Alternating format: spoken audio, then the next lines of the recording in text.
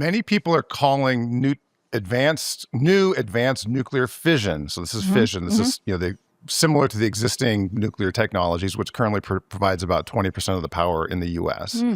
But we have credible groups that are claiming they will be bringing new advanced nuclear fission. So these are new types of nuclear fission online as soon as 2028.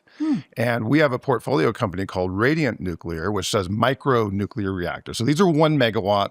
Think about powering a remote army base or a remote community. Or this isn't the backyard ones. I've heard about those too. These are not the backyard. Yeah. 1 megawatt is still a lot, but it's not, it's not going to, power a hyperscaler database or data center.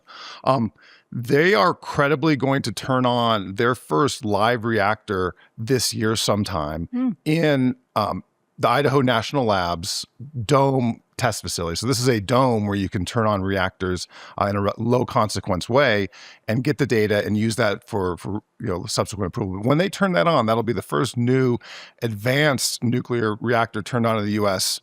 ever. Wow. Have space data centers crossed your portfolio yet, or thinking about that new frontier we're just starting to hear about?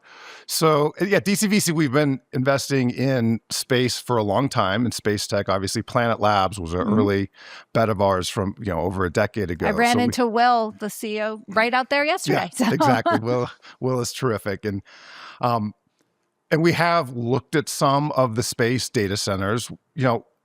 Our orientation, having invested in a lot of space companies, the space is still very expensive to get stuff off the planet. Obviously, with SpaceX, there's been plunging launch costs, which is crazy. Just across the course of my career, I mean, it's over a 10x decrease, in a per kilo basis for getting into space.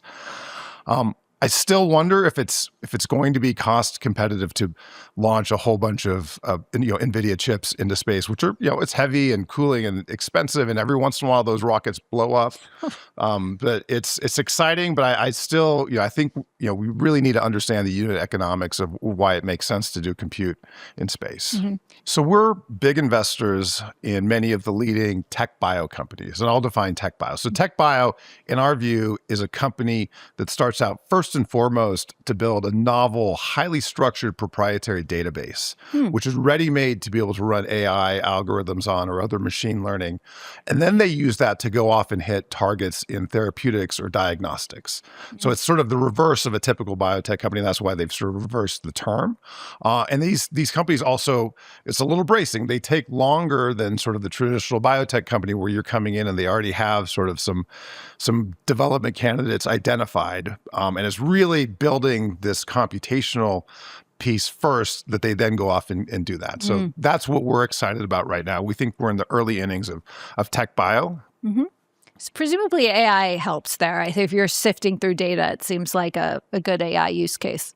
Absolutely. And these companies are predicated on the use of AI. This is kind of an AI play because they're building these data sets that are ready-made for AI. And this is companies like Recursion Pharmaceuticals, Relation Therapeutics in the UK, and Noetic, which is a company of ours that just had we think for the first time sold for $50 million, sold access to just a foundation model in biotech, which we think is a first of a kind deal, which is pretty exciting to see. Just sort of bits changing hands, not atoms in biotech. Yeah.